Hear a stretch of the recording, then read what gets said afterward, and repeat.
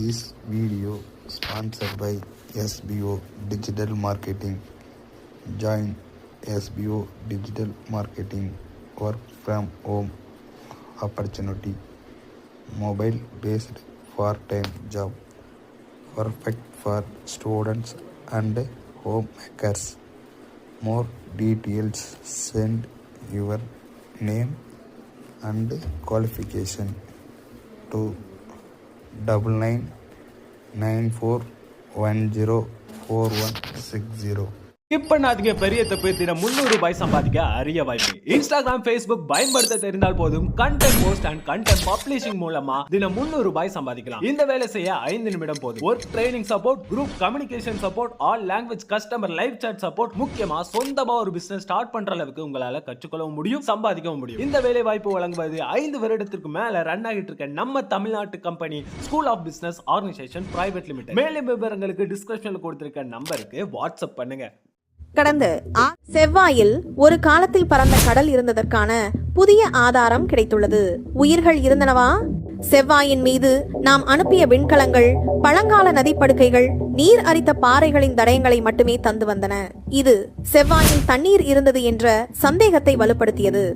ஆனால் அது எவ்வளவு தண்ணீர், ஒரு பரந்த கடல் இருந்ததா? இந்த கேள்விகளுக்கு சமீபத்திய ஆய்வுகள் மிக தெளிவான பரபரப்பான பதில்களை தந்துள்ளன. அதனை பற்றி இந்த வீடியோ தொகுப்பில் பார்க்கலாம். செவ்வாயில் ஒரு காலத்தில் எவ்வளவு நீர் இருந்தது என்பதை கணக்கிட விஞ்ஞானிகள் ஒரு புத்திசாலித்தனமான முறையை பயன்படுத்தினார்கள்.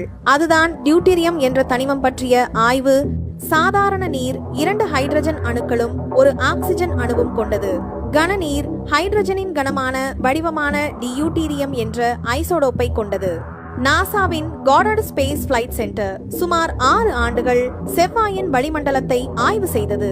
இன்றைய செவ்வாயின் துருவப்பணியில் இருக்கும் டியூட்டீரியம் மற்றும் ஹைட்ரஜனின் விகிதத்தை அவர்கள் அளவிட்டனர். இந்த விகிதம் பூமியில் உள்ளதை விட 8 மடங்கு அதிகமாக இருந்தது. இதன் மூலம் செவ்வாய் இழந்த நீரின் மொத்த அளவை விஞ்ஞானிகள் கணக்கிட்டனர்.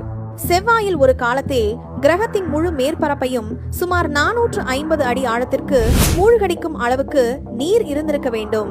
இதுதான் செவ்வாயின் வடக்கு தாழ்வான சமவெளிகளில் ஒரு பிரமாண்டமான கடல் இருந்திருக்க வேண்டும் என்ற கருத்துக்கு மிக முக்கியமான முதல் ஆதாரம். சமீபத்தில் கிடைத்த மிக புதிய ஆதாரம் செவ்வாயில் கடல் இருந்ததை வெறும் கணக்கீடுகளால் மட்டுமல்லாமல் கண்கூடான புவியியல் தடயங்கள் மூலமும் உறுதிப்படுத்தியுள்ளது. சீனாவின் Tianwen-1 திட்டத்தின் கீழ் செவ்வாயில் தரையிறக்கப்பட்ட ஜூராங் ரோவர் செவ்வாயின் வடக்கு பகுதியில் உள்ள யூட்டோபியா பிளானிஷியா என்ற பிரம்மாண்டமான சமவெளியில் ஆய்வு மேற்கொண்டது. செவ்வாயின் மேற்பரப்பிற்கு சுமார் 100 மீட்டர் ஆழம் வரை ஊடுருவி ஆய்வு செய்தது. இந்த ஆய்வில் விஞ்ஞானிகள் கண்டறிந்த வடிவம் அவர்களை வியப்பில் ஆழ்த்தியது. ரேடார் தரவுகள் பூமிக்கு அடியில் அடுக்குகளாக படிந்துள்ள ஒரு அமைப்பை காட்டின. இந்த அமைப்பு பூமியில் உள்ள கடற்கரைகளின் அடிமட்ட படிவங்களைப் போலவே காணப்பட்டன. மணல் நிறைந்த கடற்கரையில் அலைகள் வந்து சென்று ஏற்படுத்தும் படிவுகள் போலவே புதைக்கப்பட்ட பாறை அடுக்குகளின் வடிவம் இருந்தது. இந்த ஆய்வு 3.5 பில்லியன் ஆண்டுகளுக்கு முன்பு செவ்வாயில் ஒரு காலத்தில் மணல் நிறைந்த கடற்கரைகள் இருந்தன என்பதற்கான மிக வலுவான புவியியல் சான்றை வழங்குகிறது. விஞ்ஞானிகள் இந்த கடலுக்கு ஓஷனஸ் போரியலிஸ் அல்லது டியூட்டரோனிலஸ் ஓஷன் என்று பெயரிட்டுள்ளனர். செவ்வாயின் வடக்கு பகுதி சமவெளிகள் முழுவதையும் உள்ளடக்கி கிரகத்தின் மேற்பரப்பில் சுமார் 19% மூடியிருக்கலாம். இது பூமியின் ஆர்க்டிக் பெருங்கடலை விட பெரியது. செவ்வாயில் ஒரு காலத்தில் பரந்த கடல் இருந்தது என்றால் அங்கு உயிர்கள் தோன்றியிருக்க வாய்ப்பு உண்டா? பூமியியல் ரீதியாக கடற்கரைகள் மற்றும் டெல்டாக்கள் தான் உயிர்கள் தோன்றுவதற்கான சிறந்த இடங்களாக கருதப்படுகின்றன. பூமியில் முதல் உயிர்கள் தோன்றியதும் நீரில்தான். செவ்வாயின் பழைய கடற்கரைகள் மற்றும் டெல்டாக்களை ஆராய்வது அங்கே நுண்ணுயிர்களின் புதை வடிவங்கள் அல்லது பிற உயிர் தடயங்கள் இருக்கிறதா என்பதை கண்டறிய மிக முக்கியமான வாய்ப்பை வழங்குகிறது. செவ்வாயில் பரந்த கடல் இருந்தது என்ற புதிய ஆதாரங்கள் மனித குலத்தின் தேடலில் ஒரு புதிய சகாப்தத்தை திறந்துவிட்டன.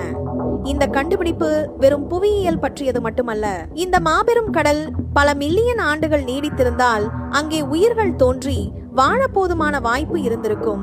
எதிர்காலத்தில் செவ்வாய்க்கு மனிதர்களை அனுப்பும் திட்டம் இந்த கடற்கரைகளை தேடும் வேட்டைக்கு மிக முக்கியமான அடித்தளத்தை அமைக்கும்.